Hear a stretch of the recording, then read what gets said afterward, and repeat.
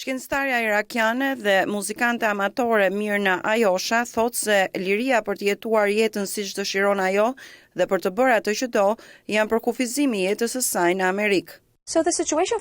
Situata e grave në Irak është krejtësisht e ndryshme nga ajo në Shtetet e Bashkuara. Në vitin 2015 ajo vendos në SBA në moshën 22 vjeçare, pasi përfundoi fakultetin në Irak.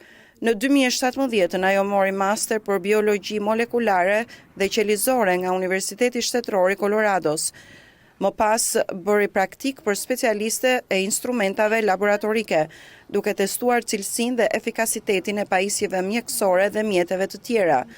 Më pas ajo punsua si specialiste në këtë fushë. Më pëlqeu shumë teknologjia dhe nuk vura re shumë krah që bëni një gjë të tillë.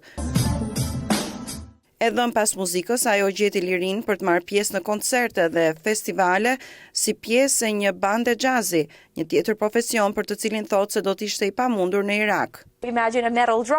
Imagjino një muzikante si unë në Irak, do të më akuzonin për besime të caktuara. 8 mars është dita ndërkombëtare e grave që vlerëson arritjet sociale, ekonomike, kulturore dhe politike të grave. Zëdhënësia e OKB-s për gratë Paloma Escudero thotë se duhet bërë më shumë për të përmirësuar jetën e grave. Ekziston një ndek i madh për barazinë e grave pothuajse në çdo sferë, si në luftrat dhe krizat me të cilat përballet bota, përfshirë koronavirusin, gratë janë ato që preken fillimisht dhe më rënd. Zonja Ayosha është vullnetare me organizata jo fitimprurse që ndihmojnë gratë dhe fëmijët refugjat të vendosen në SBA. Ajo u njoh me kuzhinjeren Tatjana Stratilat, refugjate nga Ukraina, që u largua nga vendi i saj pas agresionit të Rusisë.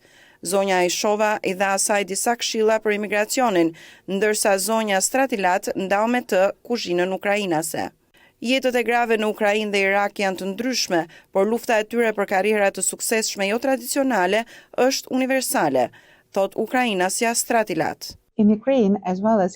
Në Ukrainë, si dhe këtu, nuk ka shumë kuzhinjere femra. Shumica janë burra. Nuk ishte e lehtë të provosh të kundërtën. Tatjana thotë se është e inkurajuar që gratë nga vende të ndryshme mbështesin dhe mësojnë nga njëra tjetra. Pas emigrimit në Shtetet e Bashkuara, kam filluar të punoj si kryekuzhinjere. Jap mësime për kuzhinën në Universiteti Shtetëror të Colorados dhe për restorantet lokale. Po ashtu u mësoj shumë komuniteteve kuzhinën ukrainase, si dhe jam instruktore private. Ndarja e pasionit të gatimit me gra nga vende të ndryshme më ka sjell shumë kënaqësi.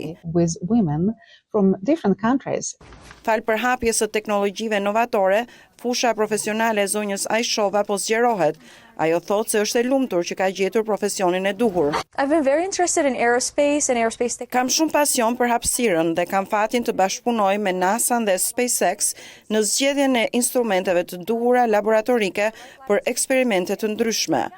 Aktualisht detyra ime është analizimi i rrezatimit për gjithçka që dërgohet në hapësirë apo sillet në tokë.